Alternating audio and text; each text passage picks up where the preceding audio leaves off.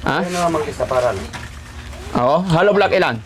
Kuha na tayo ng 800. 800 agad! Ano yan mo na magsulat? Ginujoke mo naman ako eh. Akin na ako na magsulat. So, boss, Oh, kulang dalawang daan dito. 200. O sige, 800 daw. Hanggang na parang hindi na tayo tapos doon. Yung division niyo. Foreman, bagong bahay na yata to eh. Papasubo mo na. Parsya muna natin. Ha? Parsya muna natin. Hindi na, 800 na. Ilan? 800. Opo. Ano pa? Tapos yung simento niya. Makuha tayo ng sinta lang. 80? Ricada. Magkano isang simento? Dalawang daan lang dito. Oy, magkano yun? 80? Di, 40 mil na. Yun. Yun lang. Ha? Wala. Kwintahin ko, wait lang. 230. Ha? Eh, Magkano hollow block? what? 16 na yun. Magkano? Hollow block? Ay ano? Sorry. Simento magkano? Palagay na natin dalawang daan. 16,000 mil. 200 times 80. 16 mil agad. Sige.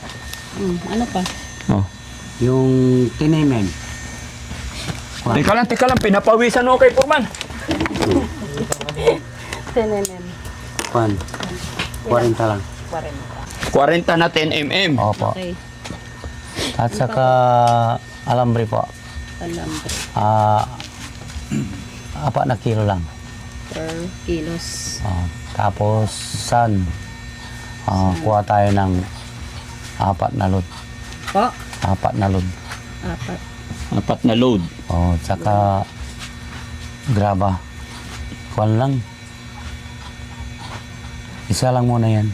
Isa. Ano pa po?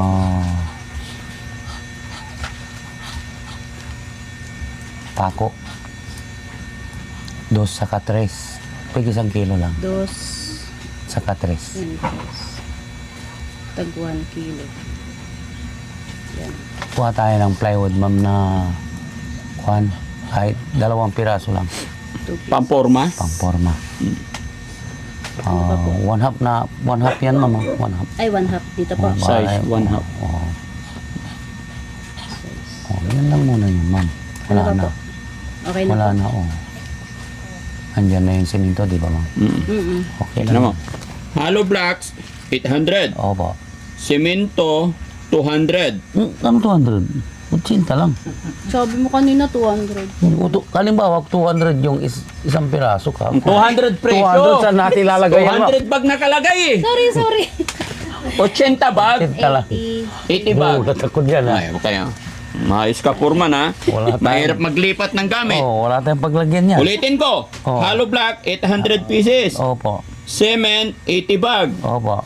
10 mm, 40. 40. Alambre, 4 kilos. Sunday, 4 na load. Graba, 1 load. 1 load. Pako, 2 and 3, tig 1 kilo. Opo. Plywood, 2 piraso, 1/2. Media, Yung kwan pala, 9 mm. 9 Na mm. baka 10 lang. Pang anilyo natin sa 9 pandagdag sa mm. Ilan po? 10 piraso lang. 10 pieces. Ano Wala pa po? na? Wala na. Yung grabat 3/4 lang yun, 3/4. Baka mamay ilagay mix Graba, 3/4 size, 3/4. Sulat mo lang, 3/4. para mayroon na. Okay? Isip-isip muna, Foreman. Baka Wala na. may nakalimutan Yan ba? Ayan lang. Yan na? Okay. Start tayo Monday. Monday. Kaya ngayon, dapat mai-deliver na. Oo, order na yan. Tay, saan natin to orderin? Si Ate Lynn, halika rito. Ikaw ang kasama naming order dito para ikaw din magsasabi. Sinong pwede dito? Mas maganda ang hollow blocks nila doon. May isang upuan dito. Dito ka, Ate Lynn. Maganda nga. Tsaka doon tayo sa may medyo mura tayo. Na? Ito ka. Ate Lynn. Yung ibang lumber dyan, yung gumagawa ng hollow block, bit-bitin mo lang rin, Pasag na. basag na. Opo. Yung doon sa Alarcio, kahit ibagsak mo gano'n yung hollow blocks niya, pero parehas din ang presyo. Eh, kaya doon tayo sa matibay. Hollow block number 4. por 4, baka mamay magkalimutan. Number Bigay 4 po. Oh, 4. Sa alaryo, alam mo yung alaryo? Yung size, inubos lang yung siminto. Ayan han, number 4 lang dito. 4 lang. Okay. 4 lang yung Baka kilala pa ako doon, sabihin mo si Tatay Amato. Kasi 4 na taon din ako nagtrabaho doon kasi Oh. dati. Malayo ba? Diyan Diyan po lang sa ako sa ala. mga papuntang tayo. Pero sanggit, ano pala? Ala. Istasyon, ala. Ganito gawin natin.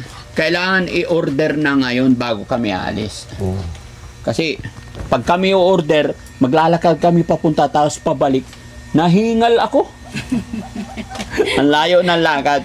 Kasi gusto ko, bago pumunta sila Foreman ng Monday dito, kailangan kumpleto talaga to. Mga magkano to Foreman?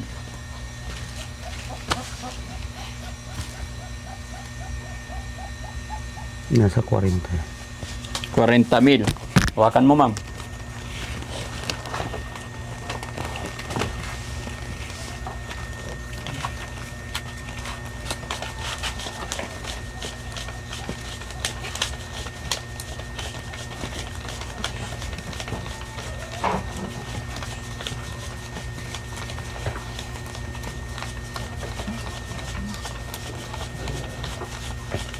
Ano yung 50? Ilang oras ang biyahe po? O, baka wala pa kalahating oras.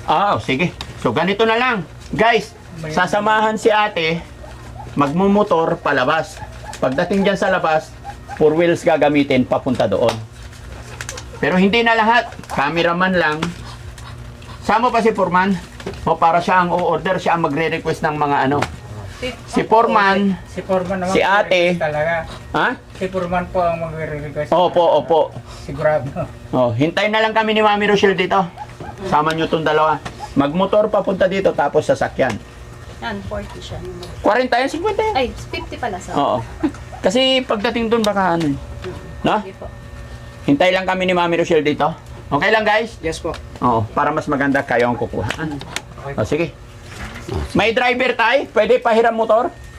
Sige. Kahit hanggang sa labasan. Sige. Pero kasama pa rin yan para pagbalik may maghihintay din. Kababayan, mga kabarangay, partial, itong mga unang in-order ni Foreman. And then, tignan natin. At sila na lang muna mamimili para siyang makakapagsabi pati lugar mag-explain. Kasi pag kami po ay hindi kami kilala. Pero sasamahan ni Foreman. No?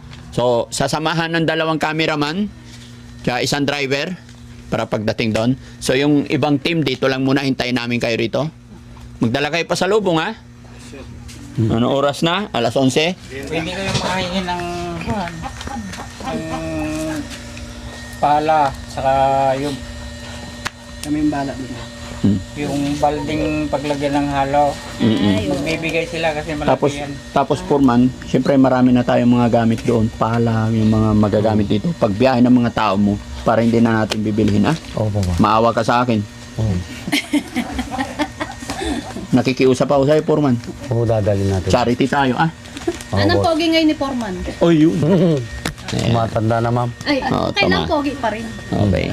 So, ganun lang mga kababayan. Maghihintay kami dito at para abangan ninyo this coming Monday, andito ulit kami para tignan natin yung simula ng bahay. No? Okay, let's go!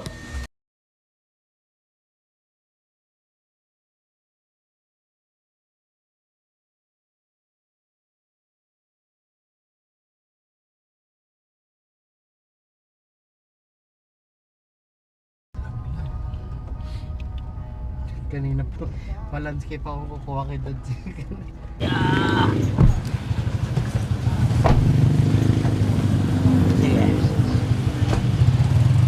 Dito tayo. Baka Dito po yata. Tanang opisina. Ay, dyan.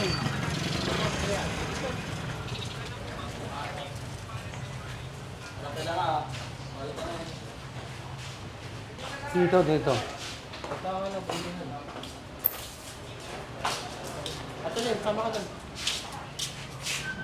Hello po, good morning po. Good morning. Dito po mag-order. Dito ang orderan. Oh, dito. Yung grill natin. Paki-complete nga ito, boss. Kasi,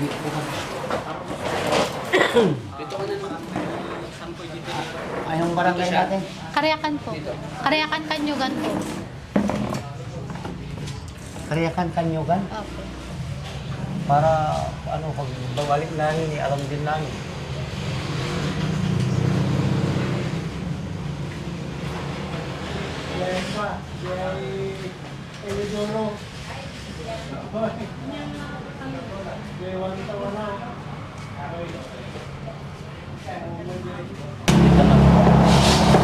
Kuya, kumbaga papasok po yung amin. Papasok ng bukid. Paano po kaya may papasok din yung sasakyan? Sa ano lang naman, kung saan lang yung matigas na parte, doon lang nila ibababa.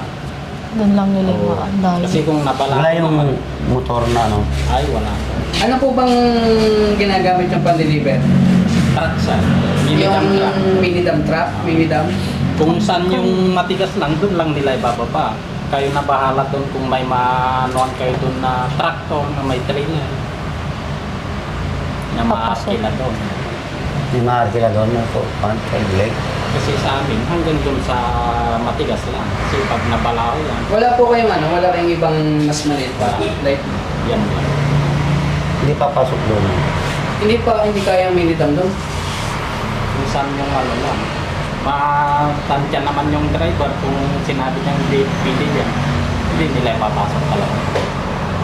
Kasi yung pick up namin pula, laglag na to sa mga pala. Hindi pili. Di lalo na yung L. Lalo Kaya yun. sa bagay, marami nang may mga tractor doon na kayo na bahala pa. Bababa na lang dun So sa magkano. Hindi, kailangan Kailangan may pasok dun sa kanya. Oo. Unless, kaso, another ulit yun.